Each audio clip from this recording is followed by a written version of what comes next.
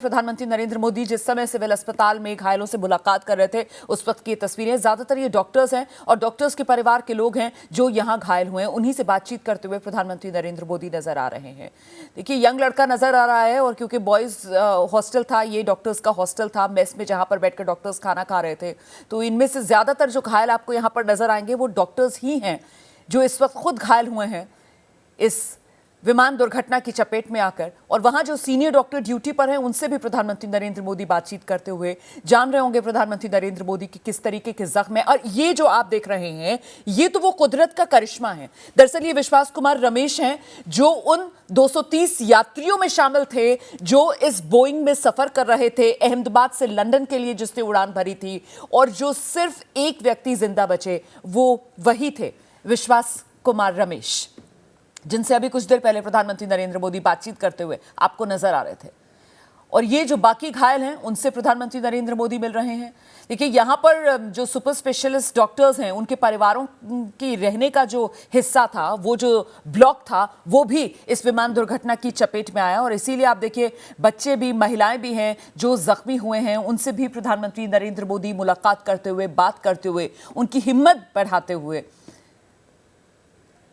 एक एक घायल जो वहां पर भर्ती है, बात करने की स्थिति में है, उससे मुलाकात कर रहे हैं प्रधानमंत्री नरेंद्र मोदी, हिम्मत बढ़ा रहे हैं उसकी, हौसला दे रहे हैं प्रधानमंत्री नरेंद्र मोदी। और ये वो तस्वीर जिस समय सिविल अस्पताल के डॉक्टर्स से प्रधानमंत्री नरेंद्र मोदी फीडबैक ले रहे थे कि घायलों की स्थिति कैसी है, कहीं और उनको भेजने की जरूरत तो नहीं है। और ये वो लोन सर्वाइवर जो इकलौता यात्री बचा है, ये वो हैं जिनको आप देख रहे हैं, बता रहे हैं वो किस तरीके से हादसा हुआ होगा, जितना इनको याद है। हालांकि अभी तक जो इन्होंने अपनी बात बताई है वो यही कि जो भी कुछ हुआ वो बहुत ही जल्दी में हुआ और सिर्फ एक जोरदार धमाका ही उनको याद है कि वो सुन पाए। और जैसे ही प्लेन ने उड़ान भरी थी, फौरन अचानक से वो तेज धमाका, और उसके बाद उनको कुछ ध्यान नहीं है जो उस यात्री की तरफ से अभी तक बताया गया।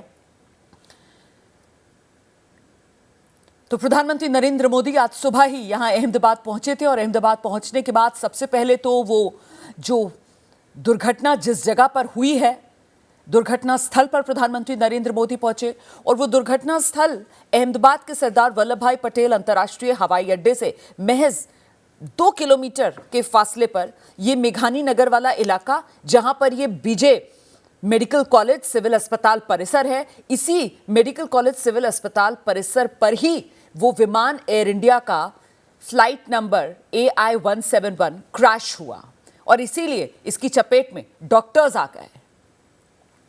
मरने वालों का आंकड़ा अभी तक जो बताया जा रहा है वो 265 का है, 265, जिसमें से 241 विमान में सवार यात्री और क्रू के सदस्य।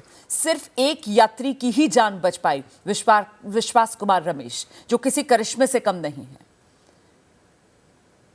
और ऐसे में आप समझ सकते हैं कि 24 अन्य लोग जिनका इस विमान में सफर, कहीं आने जाने से कोई वास्ता मतलब नहीं था, वो तो रोजमर्रा की तरह अपनी जिंदगी गुजार रहे थे, जिसमें कई डॉक्टर्स शामिल थे जो शायद अपनी ड्यूटी कर आए थे या ड्यूटी करने जाना था, आगे अपनी क्लासेस अटेंड करने जाना रहा होगा, लंच का टाइम था, मेस में बैठकर अपने हॉस्टल की खाना खा रहे थे, और तभी अचानक से विमान वहीं आकर क्रैश हो गया। उसी की चपेट में आकर ये बहुत यंग डॉक्टर्स हैं, देखिए किस तरीके से घायल यहाँ पर नजर आ रहे हैं, लेकिन यकीनन इनके परिवार के लोग भी इस वक्त राहत की सांस जरूर ले रहे होंगे कि जख्मी हुए लेकिन कम से कम जान तो बच गई।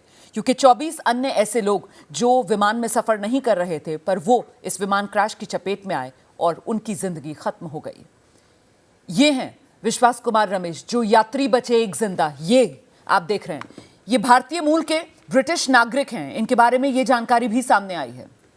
और देखिए, इनके बारे में एक जानकारी और जो मीडिया में आ रही है वो ये कि इनका सीट नंबर जो है वो 11A सीट नंबर था, जिस पर ये बैठे हुए थे, जो कि इमरजेंसी एग्जिट के बिल्कुल नजदीक था।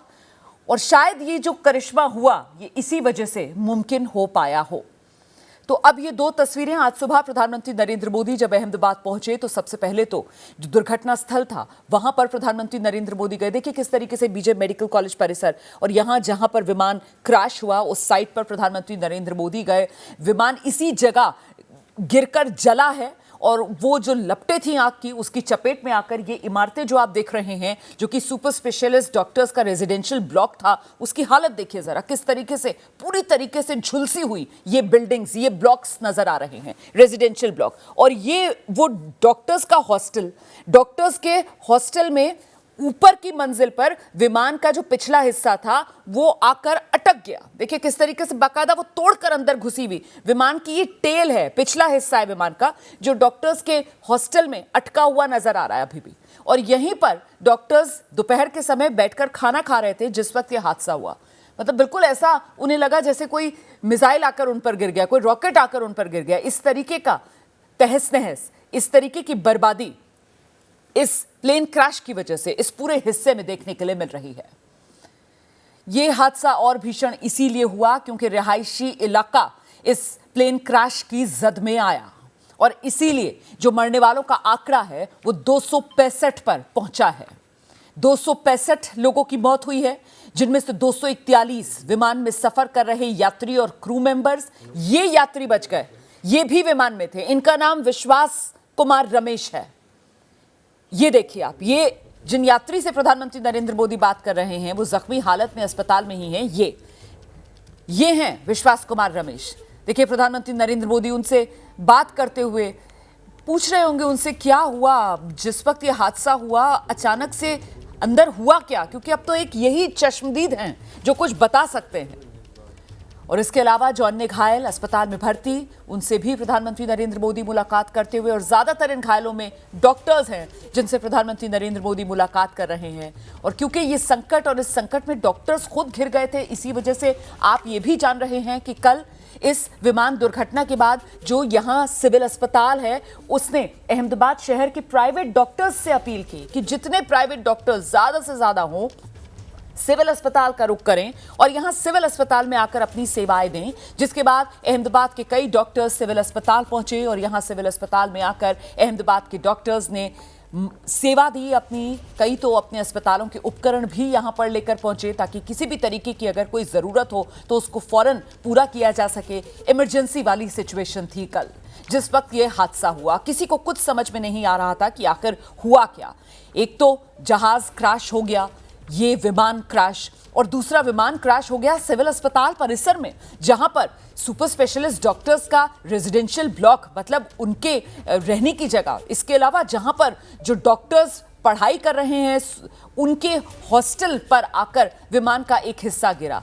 तो विमान का कुछ मलबा और किस तरीके से वो अलग अलग हिस्सों में गिरा, और विमान का जो एक बड़ा हिस्सा है वो जो आग का गोला बना हुआ था वो आकर जिस जगह पूरा का पूरा विमान गिरा और झुलसा, वहां पर सुपर स्पेशलिस्ट डॉक्टर्स की रिहाइश थी। वो उनकी जो रेजिडेंशियल ब्लॉक था, वो इमारतें आप देख रहे हैं पूरी तरीके से जलकर खाक।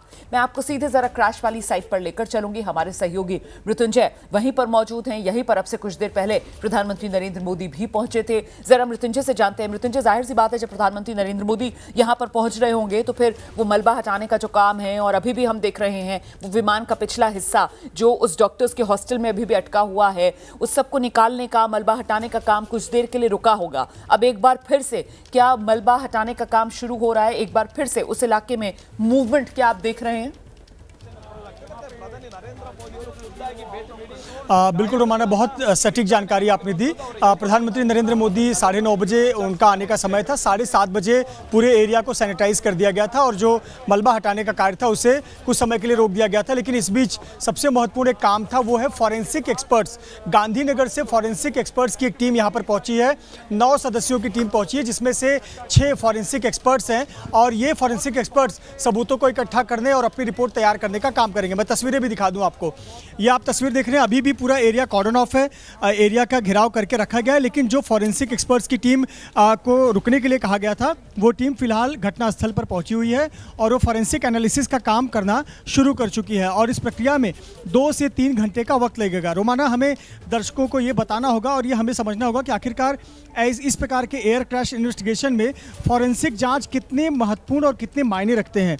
तो देखिए, सबसे महत्वपूर्ण बात ये होती है कि क्या अभी भी मलबे में किसी प्रकार के कोई पार्थिव शरीर, कोई दबा हो या कोई व्यक्ति दबा हो या उसके कोई शरीर का कोई अंग दबा हो, इस प्रकार के भी सबूतों को एक एनालिसिस के लिए इकट्ठा किया जाता है। इसके अलावा एक इंजरी पैटर्न जो होती है, खास करके जब विमान एयर क्रैश करते हैं तो इंजरी का पैटर्न क्या है, यानी विमान के किस हिस्से में बैठे हुए यात्रियों को ज़्यादा गंभीर चोटें आई या वो निकलने का उनका कोई विकल्प नहीं था, मध्य सीट पर बैठा हुआ कोई व्यक्ति बच सकता था क्या, पीछे की सीट पर बैठा हुआ व्यक्ति के बर्न इंजरी ज़्यादा है क्या, या फिर जो जहाँ फ्यूल टैंक है वहाँ पर बैठे हुए व्यक्ति को उसके शरीर नहीं मिले हो। तो इस प्रकार के एक इंजरी पैटर्न समझ में आती है कि टकराने के बाद विमान का कौन सा हिस्सा पहले टकराया, किस पर इम्पैक्ट ज़्यादा हुआ था।